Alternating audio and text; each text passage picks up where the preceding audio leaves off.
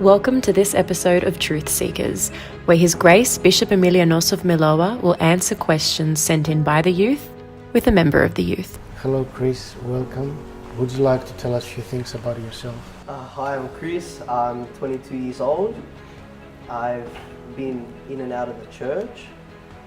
A few people will know me as His Grace's helper or assistant, and it's been an interesting journey for me, and I thank God every day that He's come into my life and I'm able to assist Him and help Him, and it's truly a big blessing, and I appreciate it, and I thank God every day for this opportunity. Okay, I have a question for you. What is the value of living a life of simplicity? What could you tell us about this question? I think to simplify your life is to put all your trust in God and love God with all your heart, but to simplify your life you have to let go of a lot of worldly pleasures and a lot of worldly things, which I want to speak directly to the teenagers and the people that struggle with that, because I know that was something that I struggled with a lot, to let go of all the material things of this world, you know, to let go of the money, to let go of the cars, to let go of partying, to let go of that lifestyle, you know. And it's something that when we grow up it becomes harder to resist, because it's fun, it's appealing, and most teenagers in or out of the church don't really look at the person that sits in the corner at church and prays like he's a young kid. They'll think, oh, that looks a bit boring, that looks a bit, you know, that's not me, you know, I want to go along and do everything I want to do.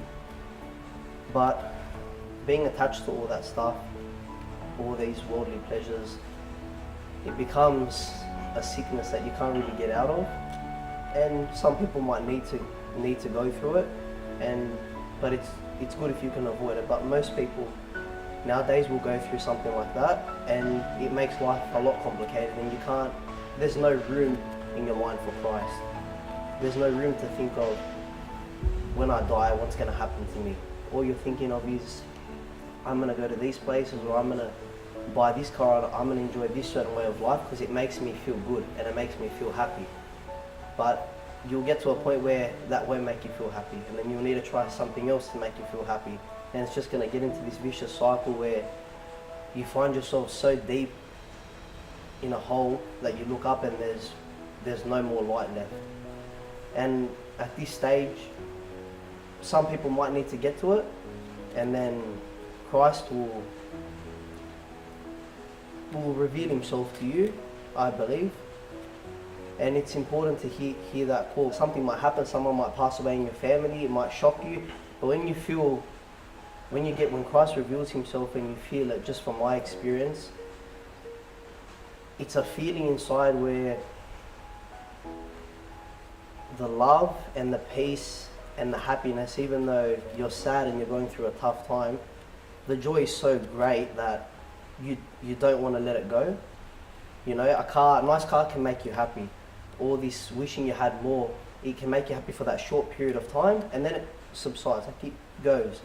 But that love that Christ shows you, it never goes. That joy, it never goes.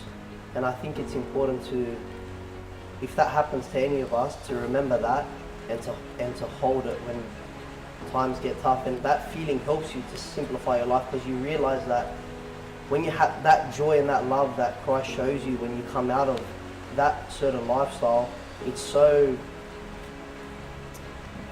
rich that no amount of money, no worldly pleasure can satisfy you that much.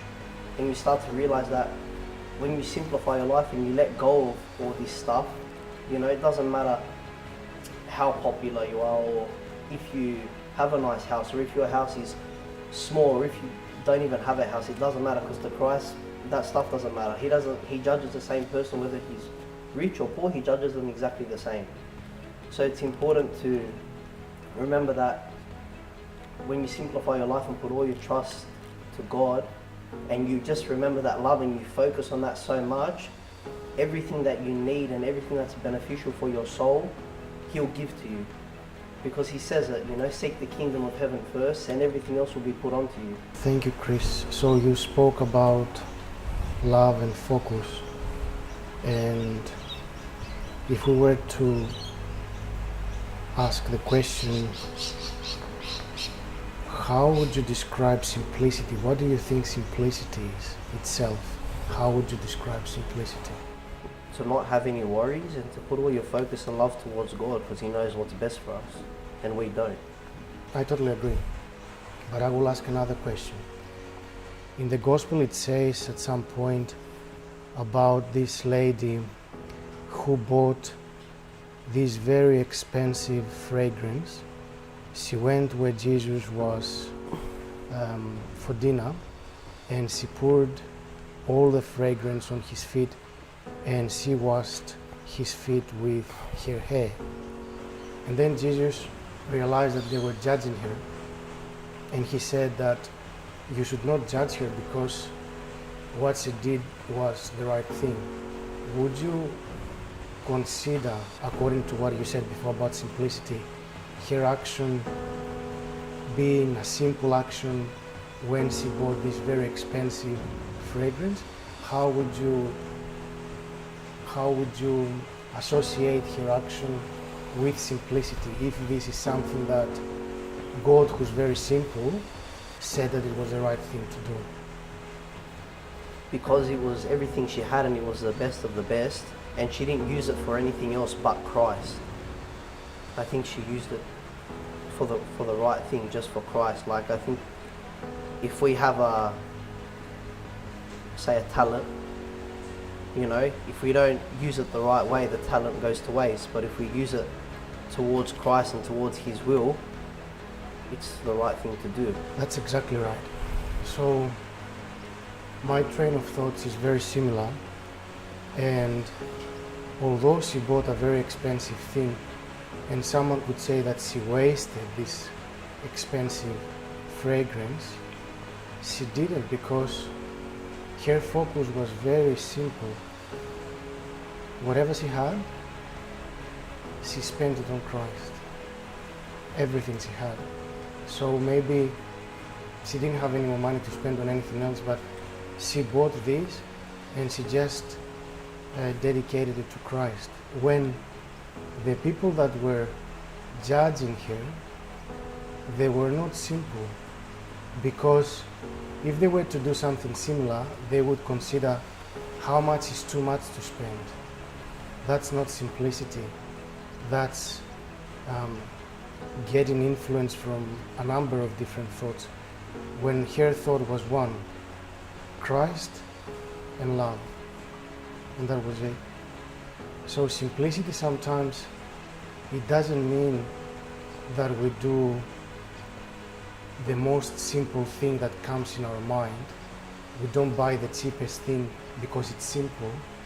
We don't behave in an immature way because it's simple. But simplicity sometimes means that we focus on something which is simple. And if we focus on this one thing, if we focus on God with all our action, with all our love, with all that we have, this is the most simple thing to do. And this is why Jesus, who was simple, said that what she did was right. And everybody else who was judging around and they wanted to sell this fragrance and feed the poor, they were wrong. Yes, so simplicity basically is, in a Christian way, is this love and this focus on Christ, as you said. I think what you said is spot on, and it makes perfect sense. But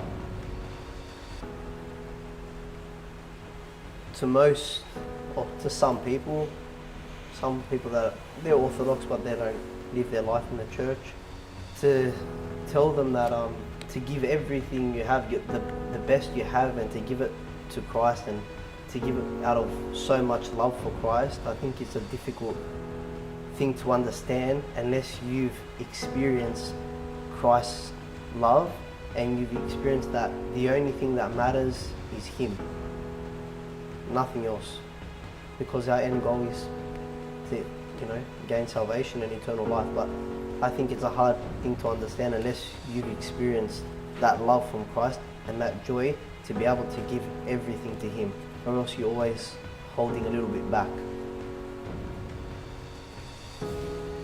That's exactly right. Thank you very much for being with us today, Chris. Thank you. Thank you so much for having me.